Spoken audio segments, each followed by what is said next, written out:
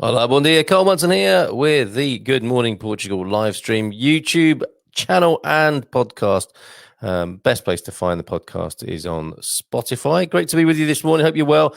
Let us know how you're doing in the comments. Very interesting Q&A coming up after the usual COVID facts and figures. Look, let me share this with you. I live in London. A viewer has told me recently, this is someone who was looking at the YouTube channel. I'm looking to move to Portugal in the near future, get a piece of land and escape the rat race. I'm a bus driver, 43 years of age. I don't speak the language. Where do I start? How do I apply for residency?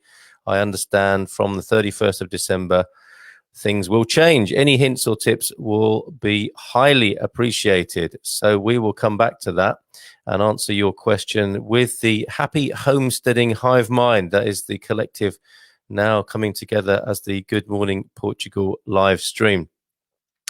Convened here on a Monday, Tuesday, Wednesday, Thursday and Friday morning with me, Carl Munson, and Sunday brunch, next Sunday brunch, along with the Village Kitchen. We're having a little get together, a little bit more of a sociable thing, much more focused on the happy homesteading, I think, for people who already live in Portugal. Well, that's coming up this Sunday, but we'll carry on as we are on the weekdays with the COVID update and then some further information, guests, and so on. It was great to have Jorge Branco yesterday, along with Will Thompson. We will continue with Thompson Tuesdays, bring Will back with his unique mix and view as a Sherlock Holmes, I suppose, around the whole COVID-19 phenomenon. So, yes, good morning to you, Stephen Clare. We didn't get to the bottom of the mystery of how to pronounce Luli. Am I right? Is it A, Luli, or is it B, Lule? Or is it neither? Is it C, none of the above? But great to hear from you. Yeah, bon dia to me from them, which is lovely. And I'm sure a few other people will say hi as well. So let's share the screen now with Jorge Branco's update. And actually, no, before we do that, let's go to the Worldometer. We haven't done this for a little while. And let's have a look at the coronavirus cases. Worldwide, don't get panicked. These aren't the Portugal figures. I'll go into those with George's update in just a moment. But this is the world view from Worldometer. Coronavirus cases over 2.5 million now, 2,565,299. From that, deaths that have come from the coronavirus so far, 177,775. But look at those recoveries. Isn't that good? 696,779. So let's go to George's wonderful newsletter service. He was with us, of course, yesterday morning. And we spoke to him in person. And let's have a look at his newsletter now, which I thoroughly commend to you.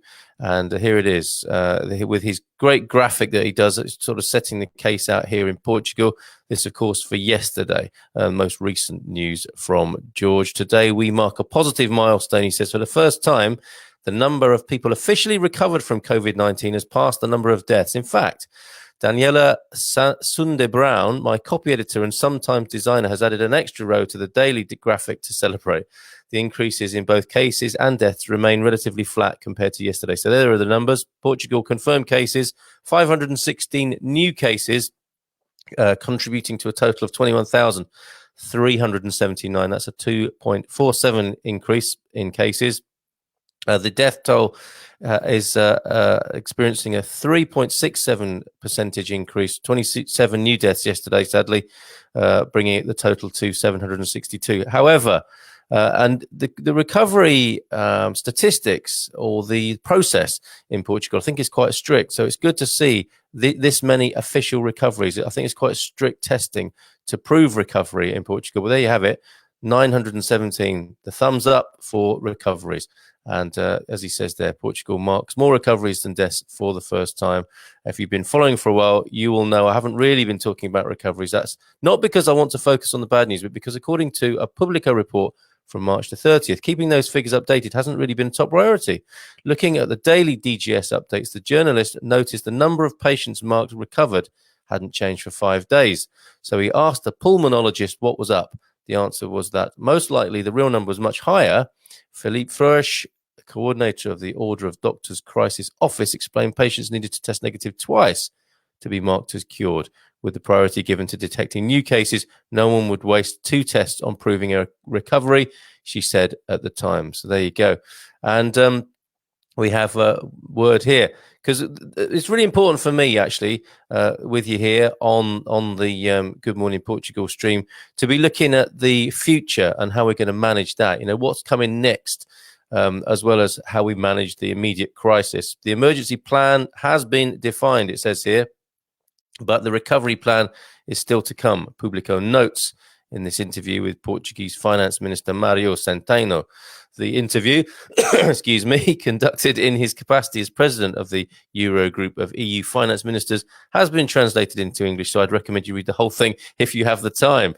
It takes time and money for Portuguese papers to translate their work into English, so the only way we'll see more of this is if we show our interest in it. Interesting. Thank you for that little heads up there, George. Mr. Centeno says we're talking trillions for the recovery plan, but that the euro today has an incomparably greater protection network than it had during the euro debt crisis that hit Portugal and several other southern countries so hard. Now, to me, this is typical kind of government level stuff, isn't it? So flashing the word trillions around, like none of us really know what a trillion is, do we really? And it sounds good, but the devil will be in the detail, of course, and people will be waiting with bated breath. Those who want to continue life as we knew it before will obviously be watching this with bated breath and going through those numbers with a fine-tooth comb possibly, or just hoping for the best. Others, I think, like us lot here, are thinking about what else we can do in terms of contingency and preparedness and self-reliance and co-creation and all those wonderful things, community work, to make things a little bit more resilient on the ground where we are. What your boss can and can't ask of you while you're working from home. This is interesting. And there's a lovely picture of a dog working from home. Do please post pictures of your dogs working from home in the Happy Homesteaders group. I'd love to see those. We've got chickens working from home as of yesterday as well. 5 chickens are now living with us. In new guidelines, the Portuguese National Data Protection Commission says your boss cannot control your activities or direct you to keep your camera on while teleworking. That could be disastrous. Confronted with several questions since the government recommended residents work from home if possible, the CNPD, that's the Comissão Nacional de Proteção de Dados, today says your employer can register what time you start, finish, and break for lunch, but they can't use applications to track how much time you spend on each task, which would be an excessive restriction. What sort of world are we living in? On a worker's private life. The commission specifically names Time Doctor, Hub Staff, Timing, Manic Time, Time Camp, Toggle, and Harvest. Your boss can still give you objectives, reporting obligations, and set meetings, the CNPD says. Oh, look, I think a lot of folks who are tuned in here are not working in such a corporate way, gladly, and are not subject to such nonsense. Remember the 169, this is in brief now from George, just concluding here with George's wonderful update. Remember the 169 foreign citizens from 29 different countries who were evacuated from a Lisbon hotel due to a COVID-19 outbreak. They've been taken to an airbase for quarantine. Can you imagine that? You come to Lisbon for a holiday and you get taken to an airbase. I don't know, maybe that's better than the hostel they were in. You never know. 139 tested positive, but that's not quite the holiday they were looking for.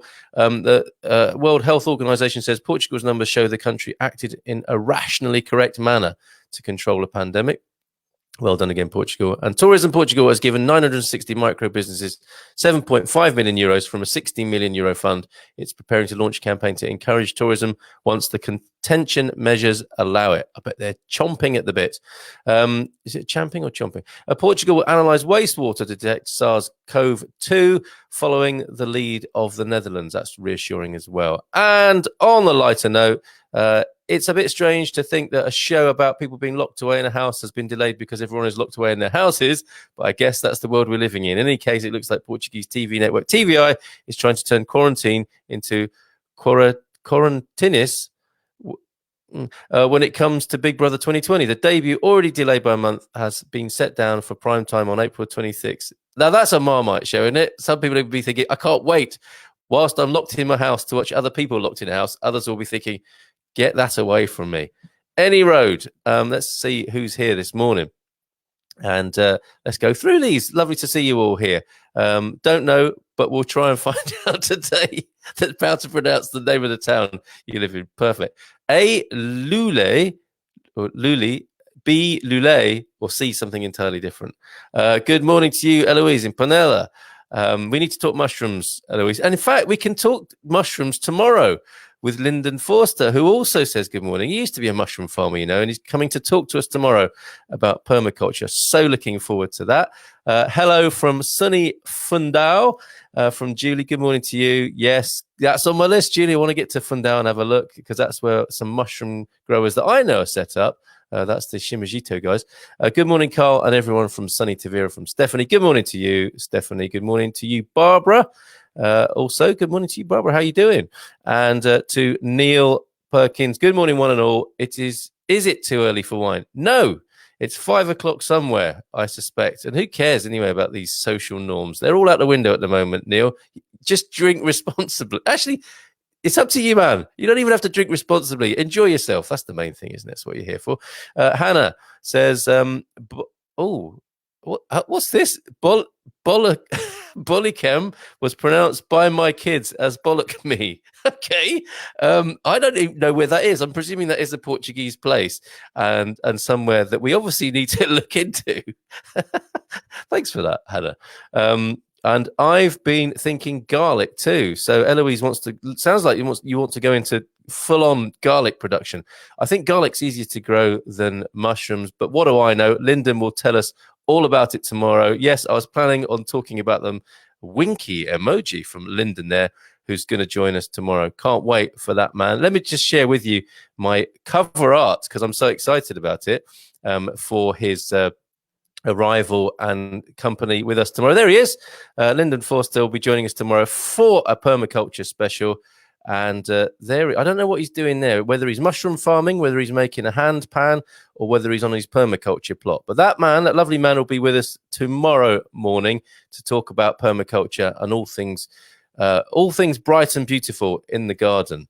And Barbara says she's fine. Excellent. And look, somebody from Torquay, Dan Brazier, is hoping to make his home here, I think, in Portugal. Bon dia, Carl from Torquay. Good morning to you, Dan. Lovely to have your company as well. And Bollicam, that's what I'm going to go with, is in the Algarve. Let me get the spelling. Yes, you can't be messing around with that sort of information. Get yourself into all sorts of trouble. So let us go into this Hive Mind Q&A. I'm looking for you guys to help me out, because many of you have trodden this path. Here's a note from somebody. I was sent this via the YouTube channel, because each time we do this, I put the live stream up to be immortalized on YouTube afterwards. And somebody on YouTube said, I live in London.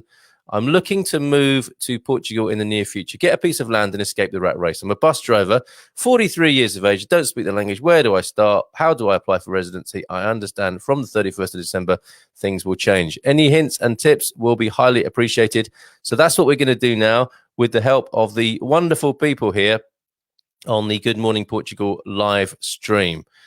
Just before we do that, Bollicam, the Algarve. Do you tell your children off a lot, Hannah? Probably. Actually, homeschooling and looking after kids at the moment is a whole other subject we might go into one morning, and I'm sure you'll all have a lot to say about that. So this viewer lives in London, and please chip in with your experiences here. I should preface this by saying this is not professional advice. Look at me. Do I look like a professional? No.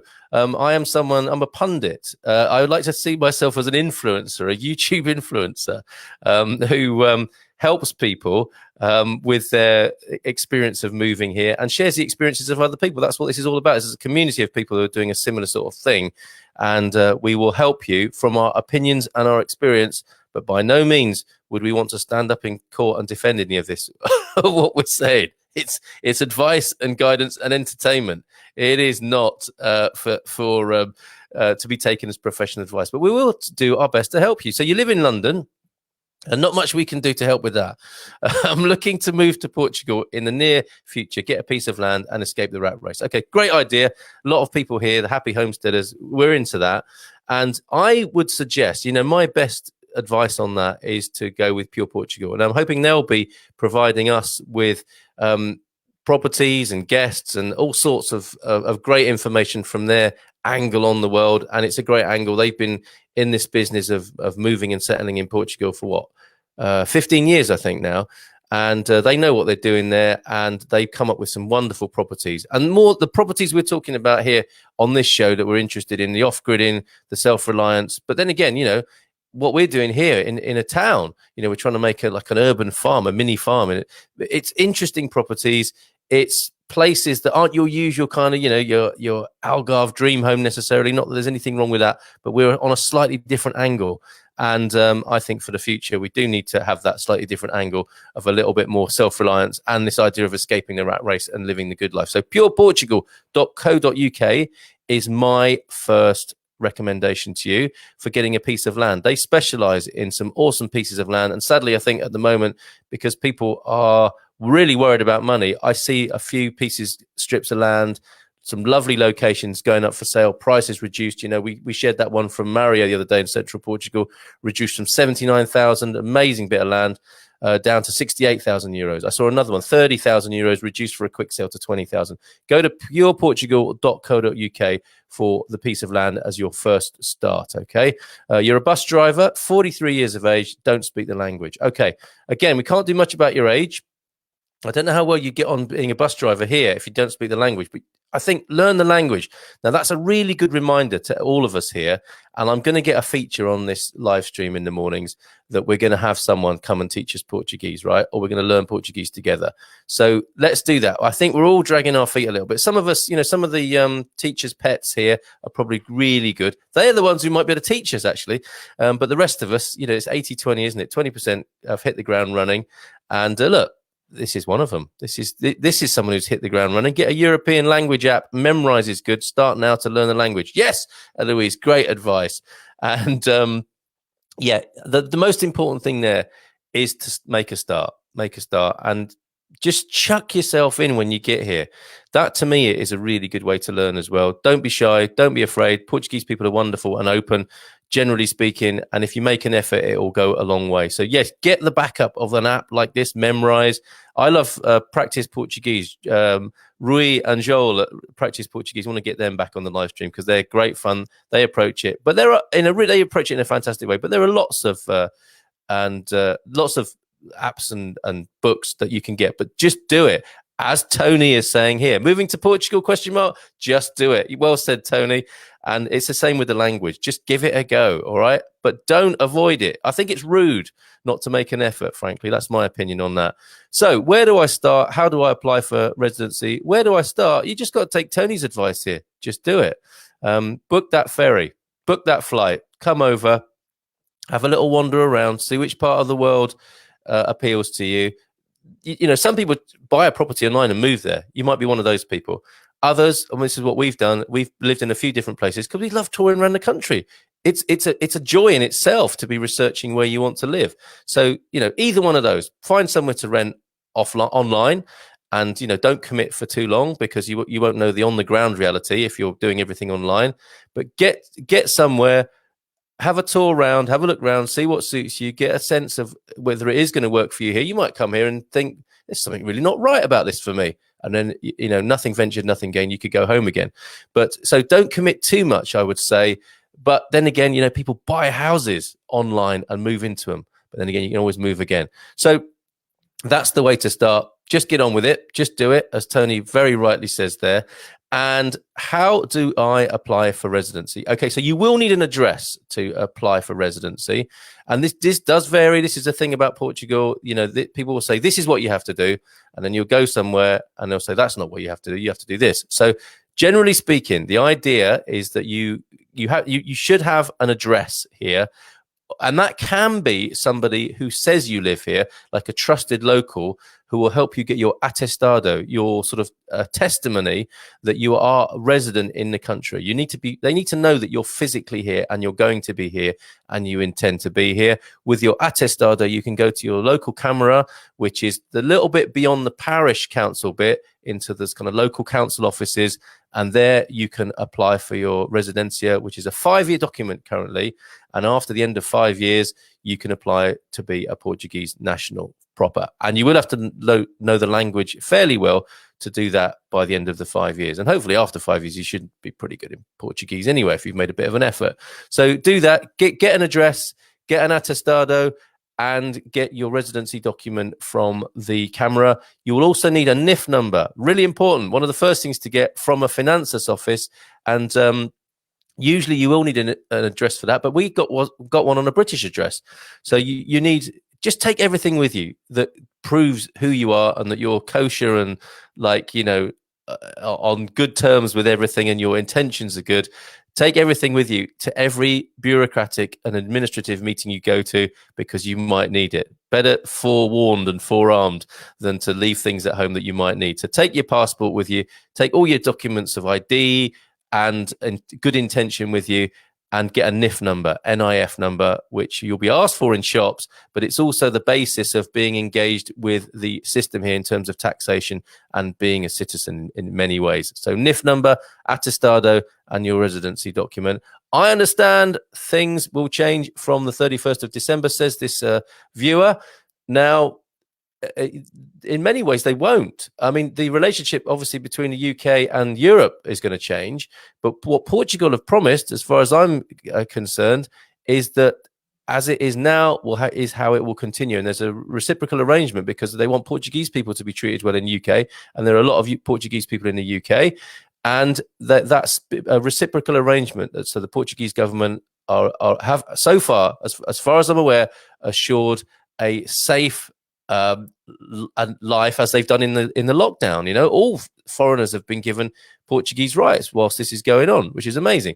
But I think that will continue after the 31st of December. Comment from Julie: best move we ever did coming to central Portugal. Everyone was so helpful, especially the people we bought our farm with. And Dawn adds to that: people staying on the air in Lagos got residency through the office on site.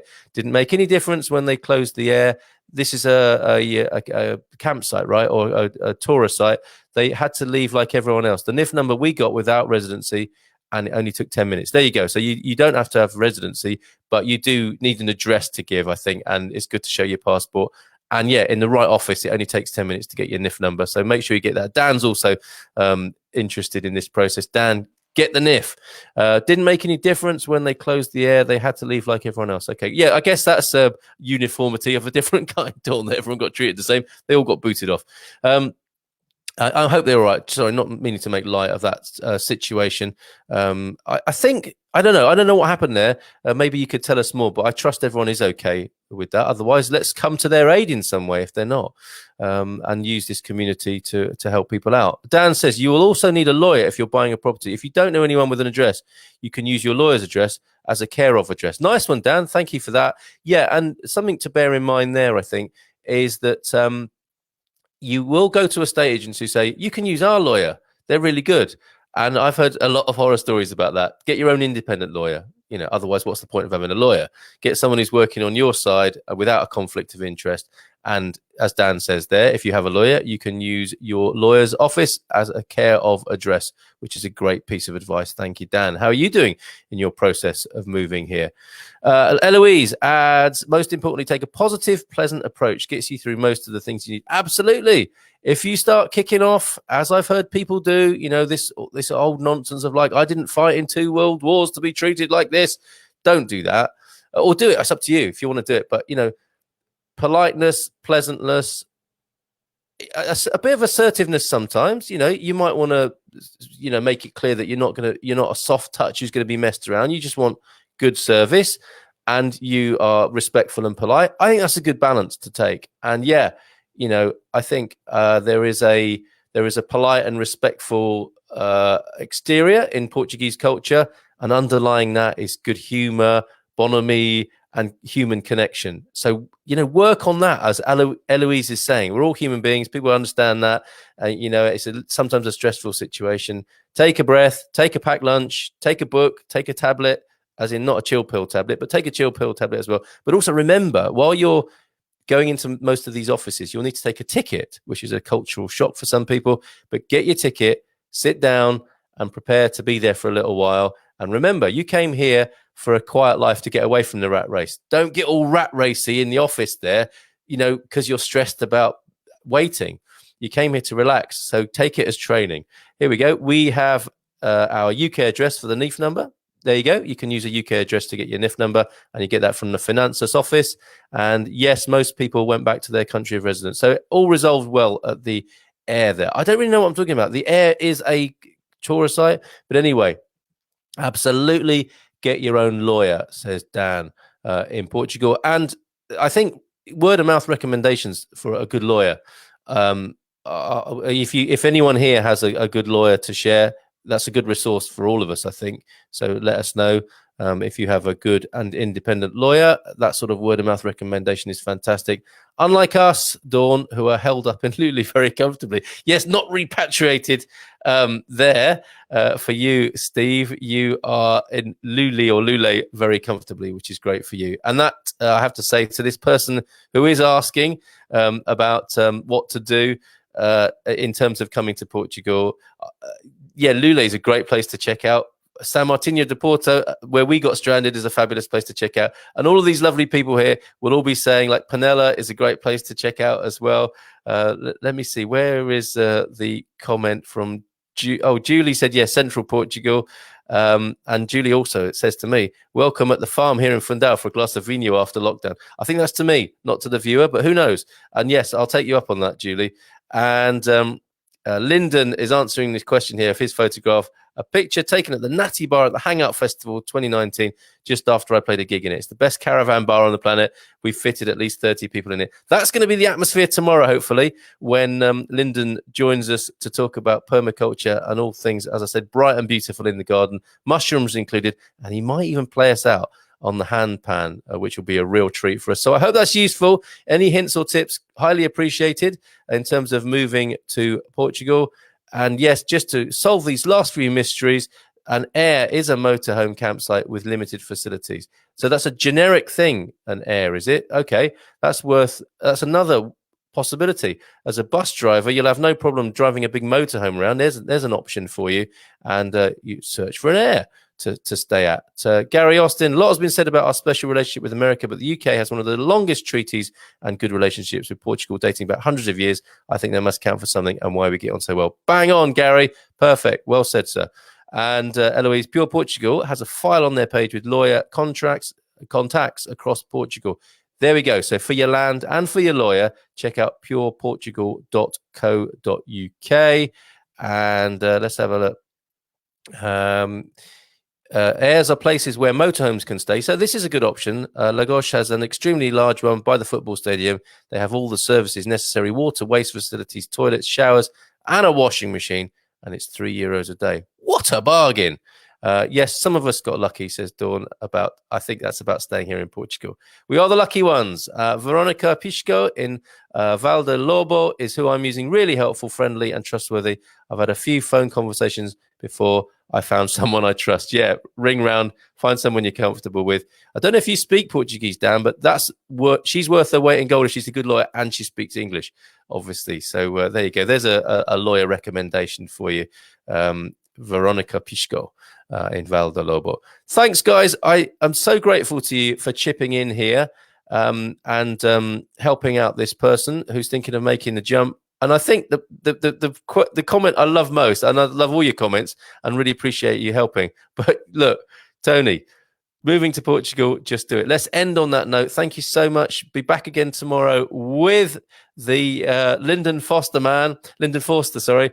tomorrow to talk about permaculture, gardening, mushrooms, hand pans, anything. It could be quite a long chat. So bring a cup of tea, bring a cup of coffee, slice of cake, and we'll have a lovely kind of gardening, horticultural-based coffee morning together here on the Good Morning Portugal live stream. Take care, bye for now, and have a great day.